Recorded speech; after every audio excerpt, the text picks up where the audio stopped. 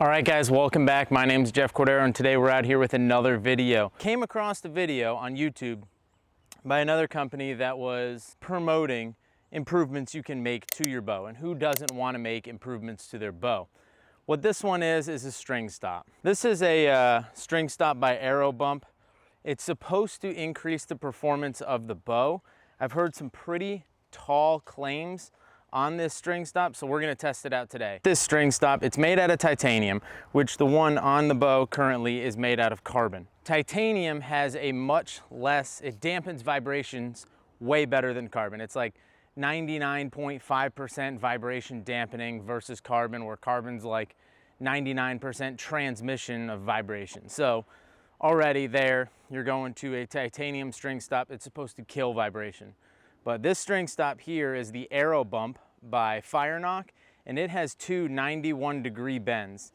So I didn't know this, but in their promotional material, and then if you look it up, vibration works in a linear fashion. And as long as it can travel linearly, then it's going to continue to travel. But with these 91-degree bends, it's supposed to stop the vibration right here at the first kink and then kill any residual vibration on the second kink or whatever. In theory, you're like, yeah, this is gonna work. But today I'm gonna put this on my bow.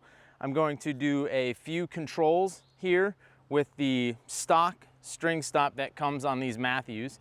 And then I'm going to throw this Firenock string stop in and hammer it out and see which one actually dampens vibration. And it's not just about dampening vibration. Their claim is it's going to dampen vibration, and that's great. But they're also claiming that it's going to increase performance of the bow. So that's where I want to find out. In a video I watched, they said that at like 10 yards, they went from a stock string stop to one of these, and their point of impact changed 5 inches up. So it's therefore making the bow more efficient. We're gonna find out. I don't think that's true, because once the arrow leaves the string, it's already going so fast. It's just as fast as it's gonna go. You're not going to make the bow more efficient with the string stop per se as you can with like different cams, more aggressive cams, stronger limbs. That kind of stuff is going to increase performance. But we're gonna try it. We're gonna put it on here. This thing cost me about 90 bucks. So it better work, and if not, I want it to work just because I paid $90 for it. First arrow, 20 yards, 20-ish yards. All right, a little high left, but it's at least a good control. All right, so here's the first problem I can see already. If you can look here on my string and this is the serving material and this is the string. This Aerobump will actually be contacting my string, whereas if you look at your bow right now, I guarantee you your string stop is going to be on some serving. Hoyt I had in the past had a little patch of serving, so Firenock tells you to mount this in this upright fashion. But if I do that, I'm gonna be contacting my string, and I don't know what kind of ramifications that's gonna have. I'm gonna try it, we're gonna shoot it, and we'll try it both ways. We'll try it up, we'll try it down. I have 3 arrows. This is the first shot with the Aerobump in the upward fashion.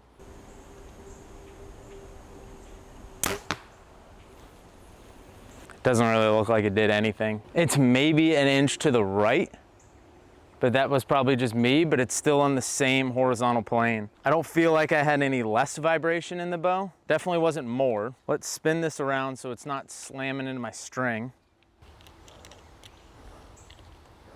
And this is the third arrow.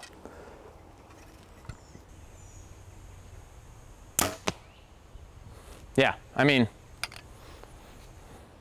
it's just a 20-yard group. It didn't do anything. So this is that group. This was my first arrow, which I knew was a little left.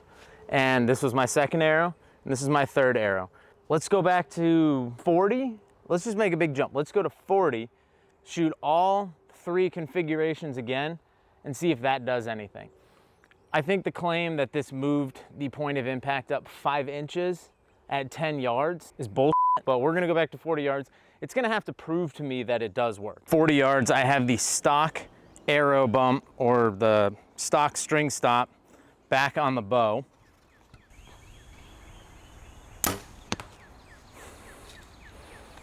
Looks like it's on the dot. All right, that one was low. I don't know if it was me or if it is this bump, but it was lower than it should have been. So let's shoot another one, and then we'll flip it down and see what that does. It's low and to the right, or sorry, low and to the left. Now we have it configured, and this is how they tell you not to do it, is with the bends down, because that gets it further away from the center of the bow.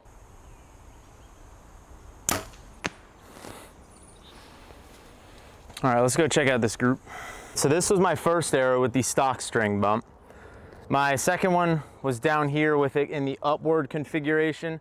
This was my second shot with the arrow bump in the correct installed, the way they want you to install it.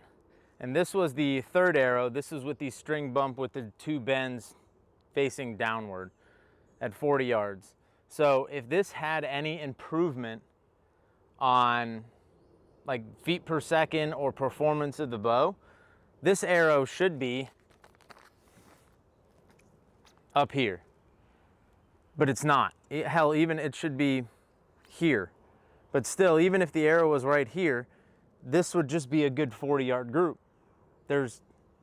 Unless you can sit there on the chrono and, okay, this is 3 feet per second faster, or this is 10 feet per second faster, and actually put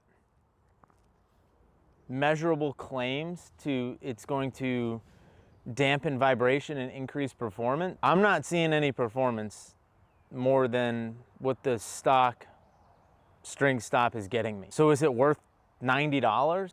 No.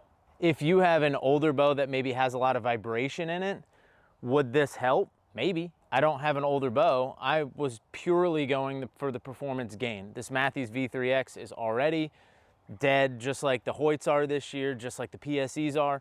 Everyone is making better equipment. So this is just a good 40-yard group.